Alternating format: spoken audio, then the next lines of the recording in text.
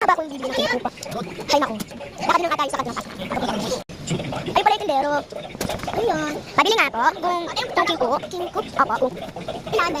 Dalawa lang po para pagkailan po namin ng aming kulang. Ay tsaka wait lang po. Magkano po yan? Ay 100. 100 wait lang po ah. Okay na yung bayad mo. Ay kompleto pa lang aking pera. Ito na po. Ay naku buti naman kompleto. Makalagay na. O sige kukunin ko na. Yan isa. Dalawa. Oh, thank you po. Sige na baba. Ito pala ang aking bibili. Inay, ito na po ang binili no. Inay, ito na pala ang pinamili ko. Sinabi mo. Ay naku, thank you anak. Lumuluto ko na ko ha. Sige po inay. Dito na ba ang inay ko? Sabi na magluluto lang. Ayun kalab ng kalabog. Bakit inay yun? Napunta nga lang kay inay. Ay si inay! Inay, nagluluto na po kayo? Oo, bakit? Gusto ko din po magluto katulad nyo. Ba't ako mapanak? Bata ka pa lang. Naku inay, okay lang po kasi matanda na ako. Ano first order? Ay, nga pala. 17 years old. Kaya kailangan ko na. Tignan mo na. May sakit ka pa. Wala naman po kasi kaming pasok. Ikaw, sumasakit pa ang tiyan mo. May sakit ka pa. Gusto mo mag-ano ka pa. Tanong mo. Sige anak. Ano po? Ikaw na magluto dyan. Sige na po inay. Ay, may bait mo talagang bata to. Sige na. Kukunin muna ako ha. Yakap muna sa kusina. Hoy, ang bait ko talaga na ito. Sindan? Inay, ito na pala yung pinagluto na sa akin. Sige, thank you. Magluluto muna ako. Magluluto ka man. Sorry ha. Kakain muna ako doon sa may sindan.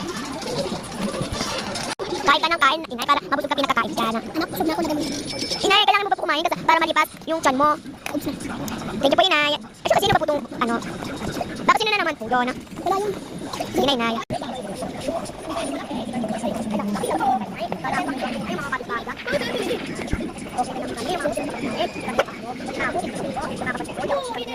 Anak, tapos ka na ba magugas? Hindi pa po, inay.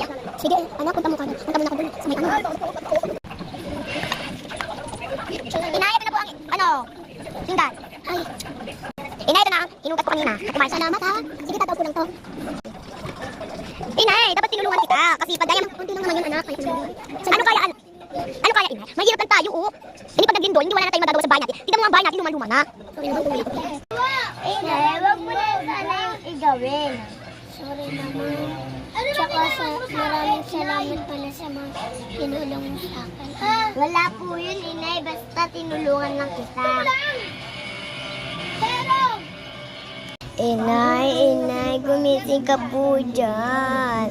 Ayoko na niya nahimatay. Namatay ka na ba? Ay nako, sino naman yung kumakalapit?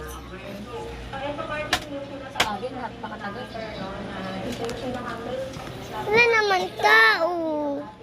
Sino na naman yun? Maliligo lang ako, tapos kunin ko na yun. Nagpaparamdam si inay! Anak, tara. Ganun ulit tayo katulad ng dati. Ayoko na ikaw kasama.